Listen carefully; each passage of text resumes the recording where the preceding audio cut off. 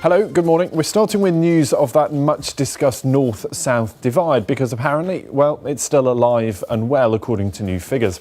Research from the Sheffield Political Economy Research Institute has looked at how three specific cities, Sheffield in the north of course and Brighton and Oxford in the south of England, are performing after the impact of the financial crisis and recovery.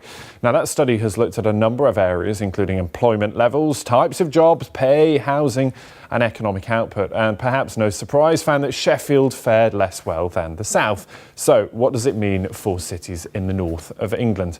Well, let's speak to Tom Hunt. He's from Sheffield Political Economy Research Institute. He's the author of that report. Tom, good to see you.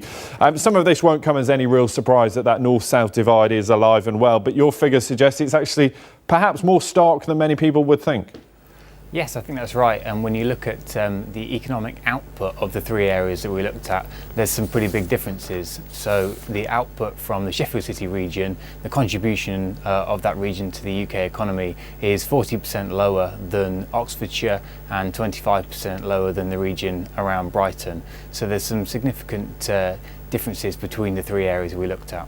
What is contributing to such differences? I mean, that's a big number. 40% difference between Oxford and Sheffield in terms of economic output is significant. Why is it that Sheffield's not perhaps punching above its weight, or in fact that Oxford is doing particularly well? What's driving that? One of the factors is that in Sheffield City region, there's a higher level of people working in retail, hotels and restaurants. So since the financial crisis, the level of people working in that sector across England has actually fallen, and we've seen it fall in the two southern regions. But in Sheffield City region, that's where the bulk of the jobs growth has been since 2011, 2012. And by comparison, the areas in the south that we looked at have a much higher level of employment in higher pay, higher skill sectors such as finance, banking, insurance, property and all sorts of professional services. So, and it's about whether these are the industries or the sectors that were able to bounce back more quickly, I suppose, after the financial crisis. But what does it tell us too? I mean, you've touched on the nature of the employment in these cities.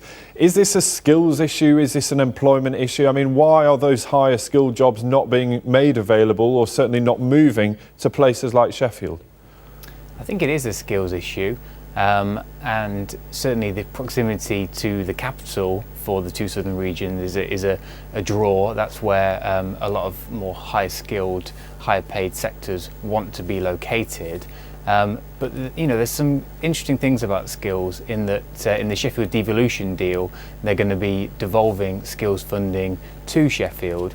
But the backdrop to that is that there's been about a 50% cut to the biz department budget, and so the skills budget that will be devolved is going to be reduced. And so that just sort of sets in some context the challenges. Whilst it's good that people in Sheffield City region are going to have more power to run skills programs themselves, they're going to be doing so on a more constrained budget than they might have had 3 or 4 or 5 years ago. Tom, certainly food for thought. Thanks very much. Tom Hunt there from the Sheffield Political Economy Research Institute.